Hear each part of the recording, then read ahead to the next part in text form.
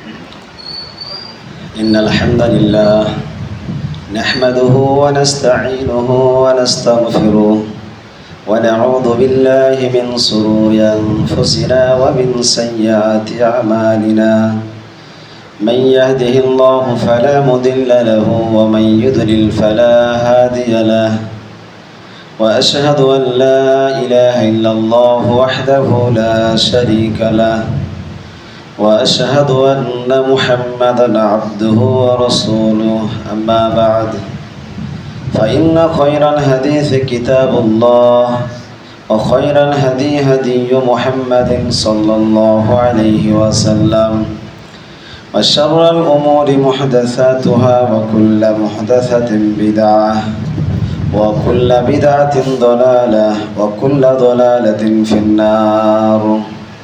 وقال سبحانه وتعالى أعوذ بالله من الشيطان الرجيم يا أيها الذين آمنوا اتقوا الله حق تقاته ولا تموتن إلا وأنتم مسلمون يا أيها الناس اتقوا ربكم الذي خلقكم من نفس واحدة وخلق منها زوجها وبث منهما رجالا كثيرا ونساء واتقوا الله الذي تساءلون به والأرحام إن الله كان عليكم رقيبا.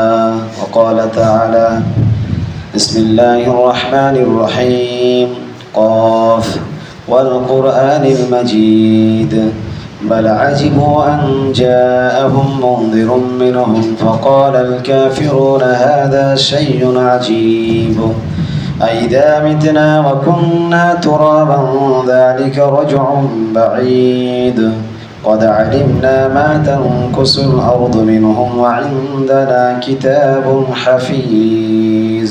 وقال تعالى إن الصلاة تنهى عن الفحشاء والمنكر.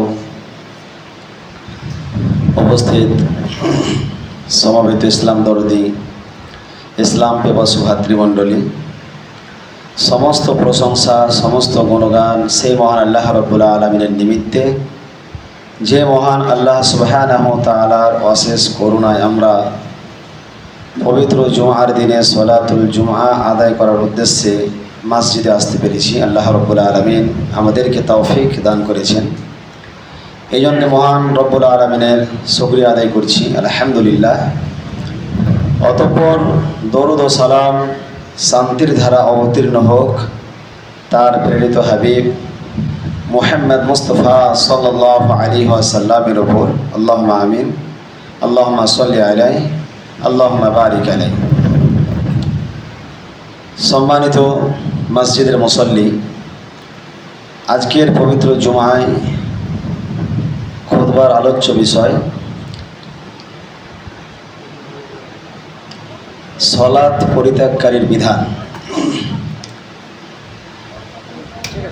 সম্মানিত উপস্থিতি, আমি আপনাদের অবগতিতে দিয়ে রাখতে চাই যে 2025 সালে জানুয়ারি মাসে আমার খুতবা শুরু হয়েছিল তাওহীদের উপরে। আর তাওহীদের উপরে এই জন্য খুতবা শুরু করেছিলাম যে আমাদেরকে আসলে রবের সাথে যে আমাদের সম্পর্ক, এই পরিচিতিটা আমি করিয়ে দিতে চেয়েছিলাম। এই জন্য তাওহীদের উপরে আলোচনা করেছিলাম, কারণ আমাদের তাওহীদ হচ্ছে মাথা ভাঙা তাওহীদ। আমাদের তাওহীদের মাথা নেই, মাথা ভাঙা তাওহীদ। একদিকে আমরা মাজারেও যাই, একদিকে আমরা মসজিদেও আছি। এই জন্য তাওহীদের বিষয়টি অত্যন্ত গুরুত্বপূর্ণ ছিল। এই জন্য আকীদা এবং তাওহীদ সম্পর্কে 2-3টি জুমা আমি খুতবা দিয়েছিলাম। মাঝখানে রমজান আসার কারণে রমজান সম্পর্কে খুতবা হয়েছে। তারপরে রমজানের পরে যেহেতু মাসটা ছিল শাওয়াল মাস, এই জন্য শাওয়াল মাস মৌসুম সিজন, এটাকে সামনে রেখে আল্লাহ রাসূল সাল্লাল্লাহু আলাইহি ওয়াসাল্লাম খুতবা দিতেন। তাই আমিও শাওয়াল মাসের প্রথম খুতবা দিয়েছিলাম শাওয়াল মাসের সিয়াম সম্পর্কে। তারপরে শুরু করেছিলাম কিতাব ও সলাতের উপরে আলোচনা। গত 2টি জুমা সলাতের উপরে আলোচনা হয়েছে। সলাতের উপর একটা লম্বা খুতবা আছে, ধারাবাহিক আলোচনা হবে ইনশাআল্লাহ। তারপরে যেহেতু আগামীতে পুনরায় আমাদের ঈদুল আদহা সমাগত, ঈদুল আদহা সম্পর্কে গুরুত্বপূর্ণ আলোচনা হবে আগামী জুমা থেকে ইনশাআল্লাহ। তো আজকে আমি আপনাদের সামনে যে বিষয়টা আলোকপাত করব, কেতাবুস সলাহ এই অধ্যায়েরই গুরুত্বপূর্ণ একটি আলোচনা। কারণ আমাদের সলাতের মাঝে অনেক ভুল ত্রুটি বিচ্যুতি আছে।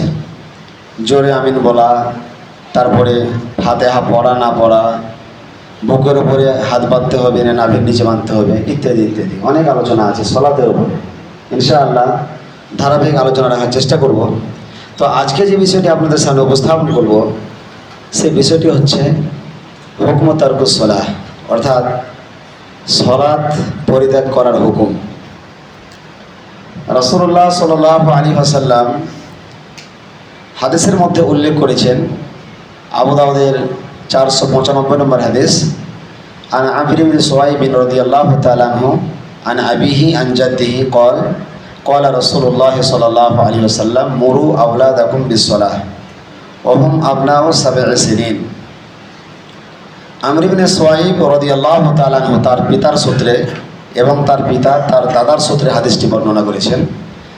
নবী করিম সাল্লাল্লাহু আলাইহি ওয়াসাল্লাম বলেছেন যে তোমরা তোমাদের সন্তানদেরকে আদেশ করো, তোমরা তোমাদের সন্তানদেরকে সালাত পড়ার জন্য হুকুম করো যখন তাদের বয়স 7 বছর হয়ে যাবে। আল্লাহ রাসূল সাল্লাল্লাহু আলাইহি ওয়াসাল্লাম বলছেন যে তোমাদের সন্তানদের বয়স যখন 7 বছর হয়ে যাবে তখন তাদেরকে সালাতের জন্য আদেশ প্রদান করো। ওয়াজরিবহুম আলাইহা ওয়া হুম আবনাউ 10 সিনিন। আর যখন তোমার সন্তানদের বয়স 10 বছর হয়ে যাবে তখন তাদেরকে সালাত আদায় করার জন্য প্রহার করো, মানে পিটিয়ে সালাত আদায় করো। 7 বছর পর্যন্ত আদর যত্ন করে সালাতের হুকুম দেওয়া যায়, আব্বু নামাজ পড়ো, ভাই নামাজ পড়ো।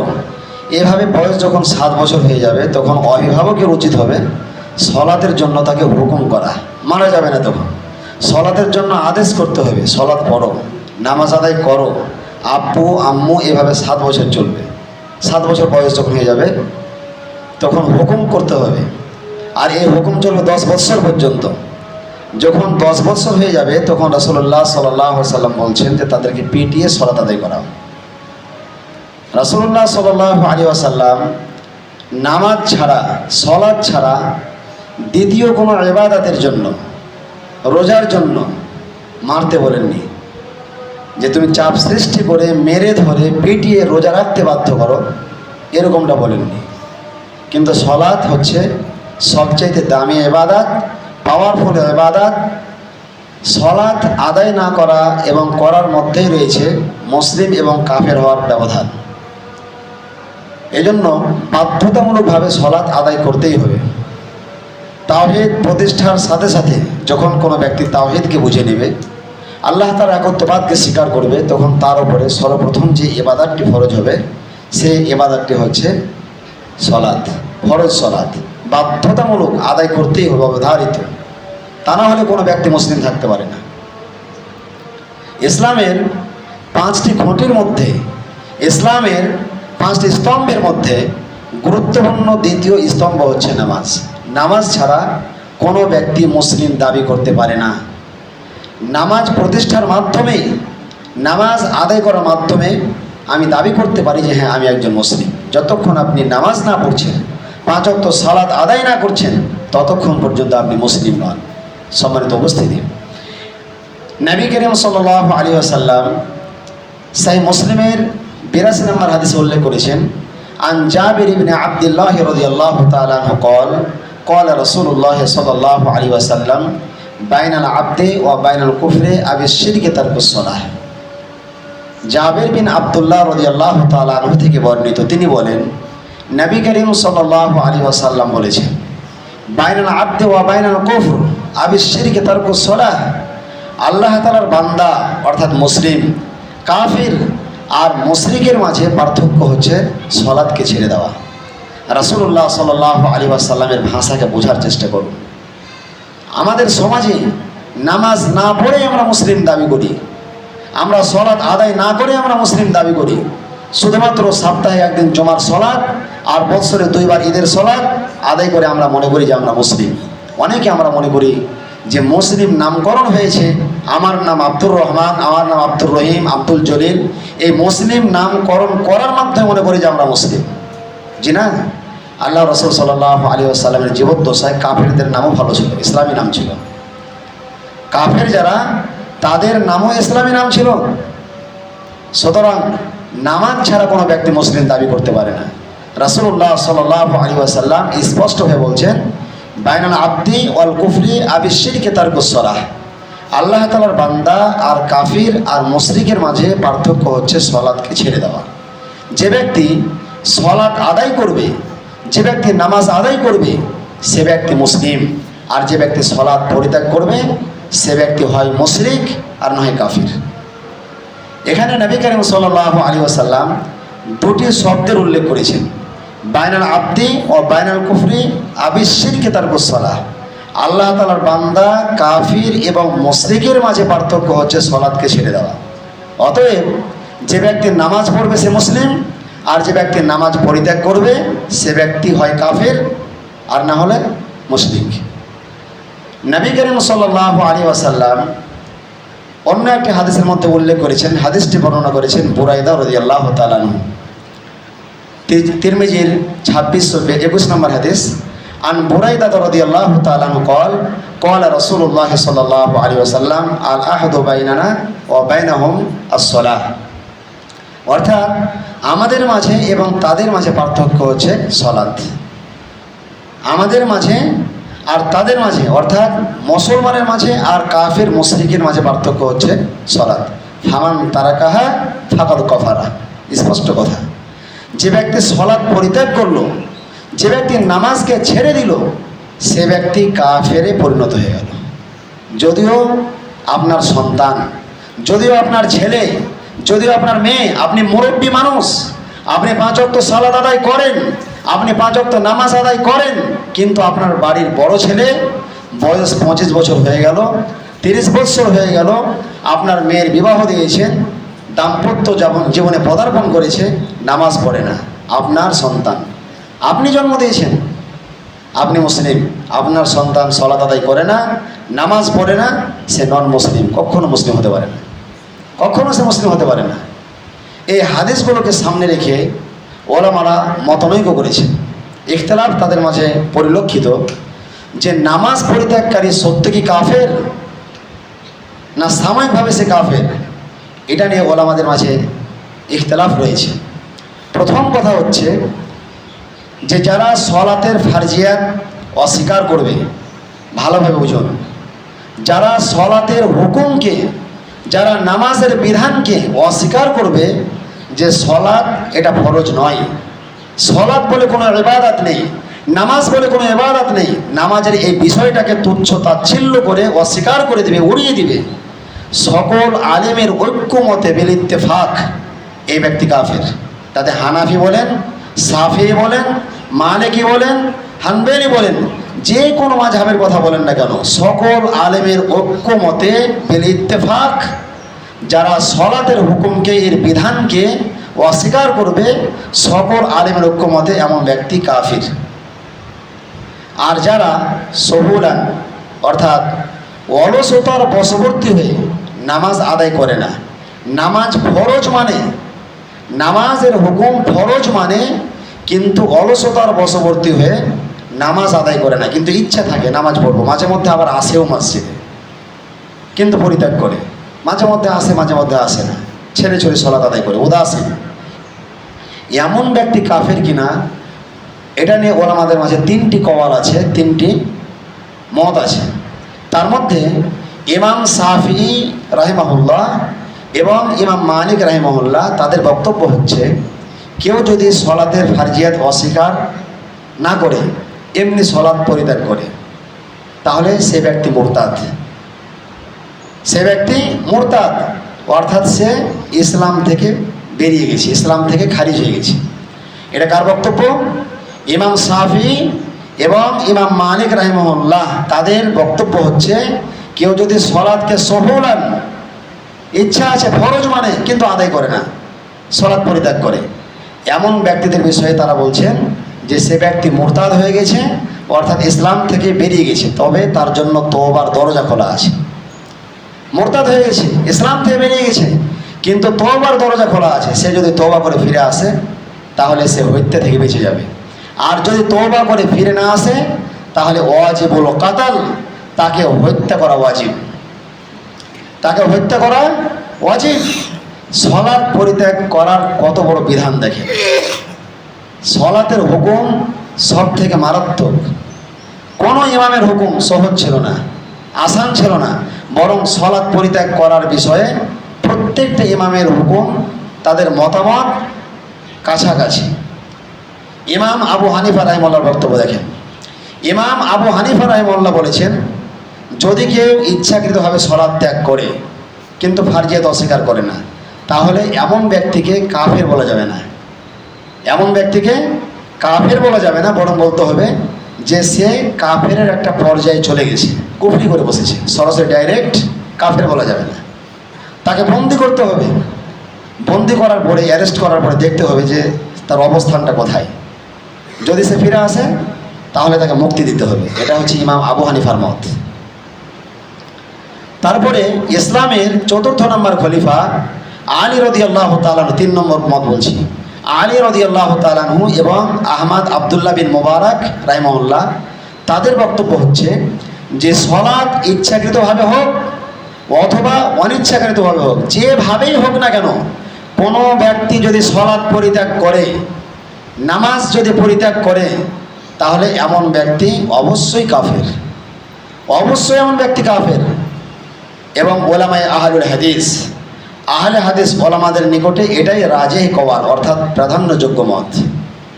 এটাই প্রাধান্যযোগ্য মত যে সলাৎ যেভাবেই ত্যাগ করুক, ইচ্ছাকৃতভাবে হোক অনিচ্ছাকৃতভাবে হোক, অথবা তার ফারজিয়াত অস্বীকার করুক, যেভাবেই সলাৎ পরিত্যাগ করুক, এমন ব্যক্তি কাফের। যেহেতু নবী করিম সাল্লাল্লাহু আলাইহি ওয়াসাল্লাম বলেছেন, বাইনাল আবদে ওয়াল কুফরি আবিশশিরকে তারকুস সালাহ। আল্লাহ তাআলার বান্দা মুমিন আর কাফির আর মুশরিকের মাঝে পার্থক্য হচ্ছে সলাৎকে ছেড়ে দেওয়া। যে ব্যক্তি সলাৎ আদায় করবে, যে ব্যক্তি নামাজ আদায় করবে, এমন ব্যক্তি মুসলিম, আর যে ব্যক্তি সলাৎ পরিত্যাগ করবে এমন ব্যক্তি কাফির অথবা মুশরিক।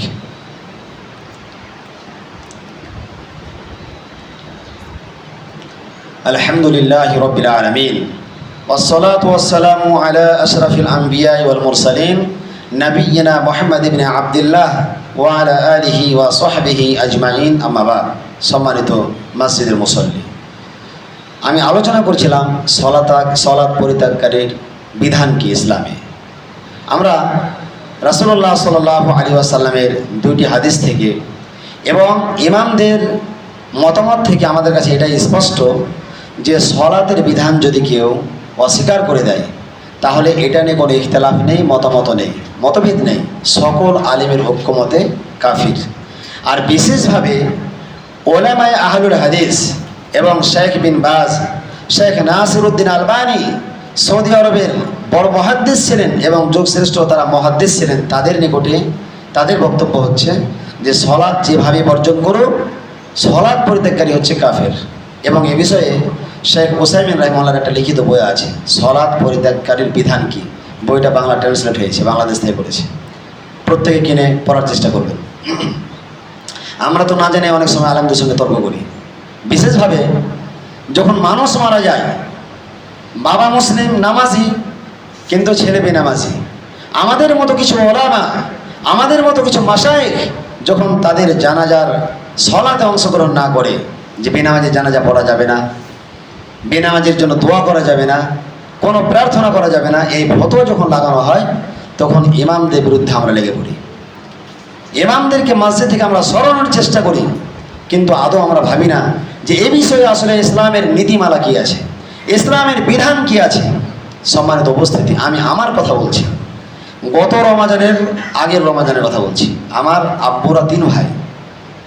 আমার ছোট কাকা যখন মারা গেলেন, রমাজান মাসের প্রায় 23 রমাজান ছিল, 23 রমাজান 23 রমাজান ছিল, আমরা গিয়েছিলাম, আদর যত্ন করে স্নেহ দিয়ে ভালোবাসা দিয়ে মানুষ করেছে চাচা, তাদের কাছে আমরা লালিত পালিত হয়েছি, ঠিক আছে, মানবিকতার যে বিষয় সেটা ঠিক আছে, কিন্তু দিন মানার ক্ষেত্রে, ইসলাম মানার ক্ষেত্রে তার প্রতি আমার কোনো উদারতা নেই। এই জন্য বাড়িতে গিয়েছিলাম, লাস্ট আমি নিজে নামিয়েছিলাম, আমরা 2 ভাই, কিন্তু জানাজা পড়িনি।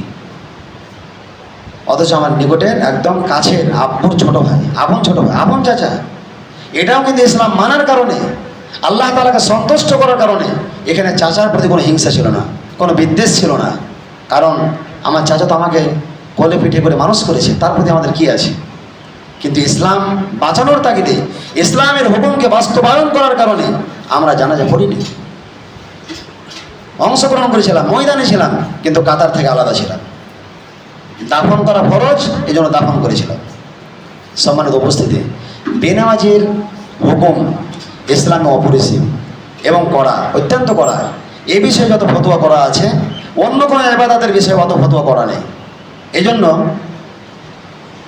আল্লাহ রাব্বুল আলামিন পবিত্র কোরআনে একজন পৃথিবীর বদমাস মুনাফিক আব্দুল্লাহ বিন উবাই বিন সুলুলের বিষয়ে আল্লাহ রাব্বুল আলামিন আয়াত অবতীর্ণ করেছেন। আল্লাহ রাব্বুল আলামিন সূরা আত-তাওবা সূরা নম্বর 9 আয়াত নম্বর 84 এর মধ্যে উল্লেখ করেছেন, ওয়ালা তুসাল্লি আলা আহাদিন মিনহুম মাতা আবাদান ওয়ালা তাকুম আলা কবরিহি ইন্নাহুম কাফারু বিল্লাহি ওয়া রাসূলিহি।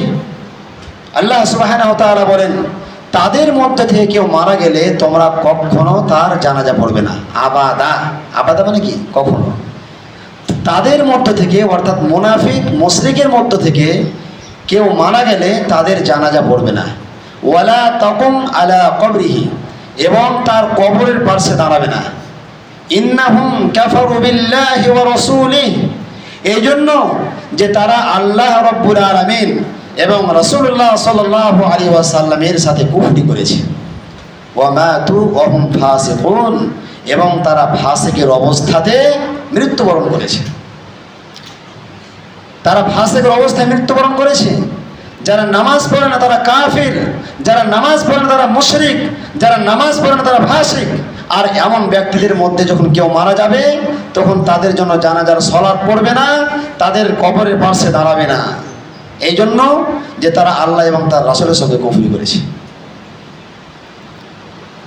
আব্দুল্লাহ বিন উবাই বিন সুলুলের ব্যাপারে এই আয়াতটি অবতীর্ণ হয়েছে। আব্দুল্লাহ বিন উবাই বিন সুলুল যখন মৃত্যুবরণ করলো, তখন আব্দুল্লাহ বিন উবাই বিন সুলুলের ছেলে আব্দুল্লাহ, তার নামও আব্দুল্লাহ, রাসূলুল্লাহ সাল্লাল্লাহু আলাইহি ওয়াসাল্লামকে এসে বললেন, আল্লাহ রাসূল, বারাকাতান, বরকত স্বরূপ আপনি আপনার কামিজ, কামিজ মানে জামা, আপনি আপনার জামাটা দিন, কামিজটা দিন আমার আব্বার কাফনের জন্য। রাসূলুল্লাহ সাল্লাল্লাহু আলাইহি ওয়াসাল্লাম নিজের শরীরের কামিজ, জামা দিয়ে দিয়েছিলেন আব্দুল্লাহ বিন উবাই বিন সুলুলকে দাফন করার জন্য। সেই সাথে আব্দুল্লাহ আবেদন রাখলেন যে আমার আব্বু মুনাফিক আব্দুল্লাহ বিন উবাই বিন সুলুলের জানাজাও পড়াতে হবে আপনাকে। রাসূলুল্লাহ সাল্লাল্লাহু আলাইহি ওয়াসাল্লাম জানাজার ময়দানে হাজির হলেন, কামিজও খুলে দিলেন দাফন করার জন্য, কাফন দেওয়ার জন্য। আব্দুল্লাহ বিন উমর রাদিয়াল্লাহু তাআলা বিরোধিতা করলেন যে এমন ব্যক্তিদের জন্য, এই মুনাফিক মুশরিকের জন্য আল্লাহ রাব্বুল আলামিন জানাজা পড়তে নিষেধ করেছেন, আর আপনি এরকম মানুষের জানাজা পড়বেন? রাসূলুল্লাহ সাল্লাল্লাহু আলাইহি ওয়াসাল্লাম বললেন যে আমাকে ইখতিয়ার প্রদান করা হয়েছে, সুতরাং আমি জানাজার নামাজ পড়ব। আমাকে ইখতিয়ার প্রদান করা হয়েছে, সুতরাং আমি জানাজার নামাজ পড়ব। এবং এটা বলা হয়েছে যে যদি তুমি 70 বার ক্ষমা চাও, আমি তাকে ক্ষমা করব না। এই জন্য আমি 70 বারের অধিক আব্দুল্লাহ বিন উবাই বিন সুলুলের জন্য আল্লাহ তার কাছে ক্ষমা করব। এই কথার প্রেক্ষিতে, এই ঘটনার প্রেক্ষিতে আল্লাহ রাব্বুল আলামিন আয়াত অবতীর্ণ করে দিলেন, ওয়ালা তুসাল্লি আলা আহাদিম মিনহুম মাতা আবাদান ওয়ালা তাকুম আলা কবরিহি। তাদের মধ্য থেকে, এটা আব্দুল্লাহ বিন উবাই বিন সুলুলের ব্যাপারে অবতীর্ণ হলেও এটা সকল মানুষের জন্যই বিধান, সকল মানুষের জন্য এটাই বিধান যে তাদের মধ্যে, অর্থাৎ মুনাফিক মুশরিক এবং ফাসিকের মাঝে কেউ মারা গেলে, ফাসিকের মধ্যে কেউ মারা গেলে তাদের জানাজা পড়বে না এবং তাদের কবরের পাশে দাঁড়াবে না। সম্মানিত উপস্থিতি, আমাদের বর্তমান মুসলিম সমাজে, নামধারী আমরা মুসলিম, আমাদের সমাজে বেশিরভাগ মানুষ নামাজ পড়ে না, সালাত থেকে তারা উদাসীন, নামাজ থেকে তারা উদাসীন। আর যখন মারা যায়, মৃত্যুবরণ করে, তখন তার জানাজা কাফনের জন্য আমরা ব্যতিব্যস্ত। জানাজা পড়তে হবে, ইমাম সাহেব কোথায়, কাফন কিনতে হবে, কবর খুঁড়তে হবে, আমরা ব্যতিব্যস্ত তার জন্য। কোনো ইমাম জানাজা পড়তে অস্বীকার করলে ইমাম পরিবর্তন করতে হবে, ইমাম পরিবর্তন করতে হবে। ইসলামের বিধান আমরা জানার চেষ্টা করি যে ইসলামের বিধান আসলে বিষয়ে কী রয়েছে। সম্মানিত উপস্থিতি, আজকে আমরা জানাজার ময়দানে গিয়ে এই বেনামাজি বদমাস এই নোংরা লোকটার জন্য মোনাজাত হচ্ছে কি হচ্ছে না, শুধু হানাফি মাযহাবের কথা বলছি না, আমাদের আহলে হাদিসদের মাঝেও আজকে এটা নিয়ে ইখতিলাফ চলছে। ইখতিলাফ কিন্তু হাদিসে নেই, সাহাবেদের মাঝে ইখতিলাফ ছিল না, তাবেঈদের মাঝে ইখতিলাফ ছিল না। বর্তমানে আমাদের কিছু কাঠমোল্লা মৌলভী সাহেবের এটা নিয়ে ইখতিলাফ করছে যে দোয়া করা কি খারাপ জিনিস, মোনাজাত করা কি খারাপ জিনিস। এই জন্য জানাজার ময়দানে এসে মাটি দেওয়ার পরে দোয়া নিয়ে ঝামেলা, মারামারি। এ বিষয়ে নবী করিম সাল্লাল্লাহু আলাইহি ওয়াসাল্লামের প্রতি একটি আয়াত অবতীর্ণ হয়েছে, একই সূরা, সূরা আত-তাওবার 113 নম্বর আয়াত। সূরা আত-তাওবার 113 নম্বর আয়াত। আল্লাহ রাব্বুল আলামিন আবু তালেবের ব্যাপারে আয়াতটি অবতীর্ণ করেছেন। আল্লাহ তাআলা আবু তালেবের ব্যাপারে আয়াতটি অবতীর্ণ করেছেন, ওমা কানা লিন-নাবিয়্যি ওয়াল্লাযীনা আমানু ইয়াস্তাগফিরু লিল মুশরিকিন। আল্লাহ তাআলা স্পষ্ট বলছেন, ওমা কানা লিন-নাবিয়্যি ওয়াল্লাযীনা আমানু ইয়াস্তাগফিরু লিল মুশরিকিন। নবীর জন্য উচিত নয়, নবীর জন্য উচিত নয়, এবং যারা ঈমান এনেছে মুমিন তাদের জন্য উচিত নয় যে মুশরিকের জন্য আল্লাহ তাআলার কাছে মাগফিরাত কামনা করবে, ইস্তিগফারের দোয়া করবে। স্পষ্ট আয়াত, এটা হাদিস জয়ীফ সহিহের কোনো ব্যাপার না, কারণ কোরআন মাজিদের আয়াত। আল্লাহ তাআলা বলছেন, মা কানা লিন-নাবিয়্যি ওয়াল্লাযীনা আমানু ইয়াস্তাগফিরু লিল মুশরিকিন। নবীর জন্য উচিত নয় এবং কোনো মুমিন ব্যক্তির জন্য উচিত নয় যে মুশরিকের জন্য আল্লাহ তাআলার কাছে ইস্তিগফার করবে। আবু তালেব যখন মৃত্যুশয্যায় শায়িত, তখন রাসূলুল্লাহ সাল্লাল্লাহু আলাইহি ওয়াসাল্লাম শেষবারের মতো চাচার কাছে কালেমার বাণী পৌঁছালেন। চাচা, শেষবারের মতো একবার বলো লা ইলাহা ইল্লাল্লাহ, একবার বলো, এটাকে আমি আল্লাহ রাব্বুল আলামিনের কাছে পেশ করব। যাওয়ার পরে দেখলেন যে ওখানে আব্দুল্লাহ বিন উবাই বিন সুলুল বসে আছে, আর বিখ্যাত জাহেল আবু জাহেল বসে আছে। আবু জাহেল বসে আছে আর আব্দুল্লাহ বিন উবাই বিন সুলুল বসে আছে। তারা দুজন বলে উঠল, আবু তালেব, এই মরার সময় তোমার দাদার নাম ডুবাবে, মুত্তালিবের নাম নষ্ট করবে, মুখে কালি লাগাবে। আব্দুল্লাহ বিন উবাই বিন সুলুল আর আবু জাহেল যখন এইরূপ বাক্যলাপ করলো, তখন সে অস্বীকার করলো যে আমি শেষ মুহূর্ত পর্যন্ত এটা উচ্চারণ করতে পারবো না, উচ্চারণ করতে পারবো না। রাসূলুল্লাহ সাল্লাল্লাহু আলাইহি ওয়াসাল্লাম তার জন্য দোয়া করেছিলেন, মাগফিরাত কামনা করেছিলেন। আল্লাহ রাব্বুল আলামিন মাগফিরাতকে হারাম করার জন্য, এই মুশরিকের জন্য, এই মুনাফিকের জন্য দোয়া মাগফিরাতকে হারাম করার জন্য আয়াত অবতীর্ণ করে দিলেন। যে কার জন্য করছো তুমি? মা কানা লিন-নাবিয়্যি ওয়াল্লাযীনা আমানু ইয়াস্তাগফিরু লিল মুশরিকিন। নবীর জন্য উচিত নয় আর কোনো মুমিনের জন্য উচিত নয় যে মুশরিকের জন্য দোয়া করবে, ইস্তিগফার কামনা করবে যে আল্লাহ তাকে ক্ষমা করো। সুতরাং নাইলুল আওতার গ্রন্থ প্রণেতা ইমাম শাওকানী রাহিমাহুল্লাহ এই সমস্ত দলিলের আলোকে তিনি ফতোয়া রচনা করেছেন নাইলুল আওতারের মধ্যে, যে নামাজ পরিত্যাগকারী যেহেতু মুশরিক, নামাজ পরিত্যাগকারী যেহেতু মুনাফিক, এরা যেহেতু ফাসিক, সুতরাং এদেরকে দাফন করতে হবে, শুধুমাত্র দাফন করতে হবে, কিন্তু তাদের জন্য জানাজাও পড়া যাবে না এবং আল্লাহ তাআলাকে বলাও যাবে না যে আল্লাহ একে ক্ষমা করে দাও, আল্লাহ তুমি একে ক্ষমা করো। এই ইস্তেগফার দোয়া পর্যন্ত করা যাবে না। এটা নবীর জন্য হারাম আর সাধারণ মুমিনের জন্য হারাম। নবীদের জন্য পারমিশন ছিল না যে মুশরিকের জন্য দোয়া করো, স্পষ্ট কোরআন মাজিদের কথা। তারপরে সৌদি আরবের 3 জন স্কলারের মধ্যে একজন বিখ্যাত পণ্ডিত শেখ বিন বাজ, তার ফতোয়া আরও করা, তার ফতোয়া আরও করা, জানি না কতটা সহ্য করতে পারবেন আপনারা। শেখ বিন বাজের ফতোয়া হচ্ছে যে ওয়ালা ইউদফানু ফি মাকাবিরিল মুসলিমিন, যেখানে মুসলমানদেরকে কবরস্থ করা হয়েছে, যেখানে নামাজি মানুষকে দাফন করা হয়েছে, যেখানে মুমিনকে দাফন করা হয়েছে, ওই কবরস্থানে বেনামাজির দাফন হবে না, ওখানে বেনামাজিকে দাফন করা যাবে না। তাহলে এই সমস্ত আয়াত এবং হাদিস এবং ওলামাদের কথাগুলোকে সম্মুখে রেখে যদি আমরা একটা নির্যাস বক্তব্য দিই এবং ফতোয়া যদি নির্যাস আমরা একটা নিয়ে আসে, তাহলে প্রত্যেকটা এলাকাতে 2টা কবরস্থানের প্রয়োজন আছে। একটা কবরস্থানে নামাজি যাবে, আর একটা কবরস্থানে বেনামাজি যাবে। মুসলমানদের কবর ডাঙাতে, মুসলমানদের কবরস্থানে, নামাজের কবরস্থানে ওই বেনামাজিকে রাখা যাবে না, ওকে অন্যত্র কোথাও দাফন করতে হবে। এটাই ইসলামের বিধান। আজকে আমরা নামাজ না পড়ে মুসলিম দাবি করি, আমি মুসলিম। সাপ্তাহিক জুমার সালাত আদায় করে আমরা মুসলিম দাবি করি, ঈদের সালাত আদায় করে আমরা মুসলিম দাবি করি, মুসলমানের নামকরণ করে আমরা মুসলিম দাবি করি আমরা মুসলিম। জি না, আপনি মুসলিম নন। যতক্ষণ পর্যন্ত আপনি 5 ওয়াক্ত সালাত আদায় না করবেন ততক্ষণ পর্যন্ত আপনি মুসলিম নন। সুতরাং আজকের বক্তব্য থেকে আমি আপনাদেরকে বলতে চাই যে আপনারা যেমন নিজেরা নামাজ পড়ছেন, বাড়িতে যদি সন্তান নামাজ না আদায় করে, ছেলে মেয়ে নামাজ না আদায় করে বেনামাজি হয়, তাহলে অবশ্যই আপনাকে চেষ্টা করতে হবে, প্রাণপণে চেষ্টা করতে হবে তাদেরকে সলাৎ আদায় করতে বাধ্য করা। যদি সলাৎ আদায় না করে, বাড়ি থেকে তাড়িয়ে দেন। সলাৎ আদায় করে না, তার সঙ্গে কোনো সম্পর্ক নেই, তাকে জায়গা দেন, আলাদা থাকতে দেন, কিন্তু বাড়িতে রাখেন না। এমন ব্যক্তি মুসলিম নয়, এমন ব্যক্তি মুমিন নয়। আর মরে গেলে তার জন্য জানাজাও নেই। এটা করার চেষ্টা করুন ইনশাআল্লাহ। বাপ হলে তো কী হলো, ছেলে হলে তো কী হলো, এটা আমরা করে দেখিয়েছি আলহামদুলিল্লাহ। চাচা মারা গেছে, দরদ আছে, ভালোবাসা আছে, ওটা আলাদা জিনিস, কান্না আসবে, সব ঠিক আছে, কিন্তু ইসলাম মানার খাতিরে, ইসলাম মানার তাগিদে ওই বেনামাজির আমরা জানাজা বলবো না। এবং এই ফতোয়ার উপর অটল আছি আলহামদুলিল্লাহ, অটল আছি আমরা। এই রমজান মাসে আমার কাছে একজন গোপন চিঠি পাঠিয়েছে, একটা গোপন চিঠি আমার কাছে এসছে যে আপনার বিভিন্ন বিষয়ে ফতোয়া বেশি করা হচ্ছে এবং মানুষকে অল্প সময়ের মধ্যে মুরিদ বানিয়ে ফেলেছে। আপনি অল্প সময়ের মধ্যে মানুষকে মুরিদ বানিয়ে ফেলেছেন। বলে আমি তো ভাই কোনো পীর সাহেব না যে আমার মুরিদের প্রয়োজন আছে।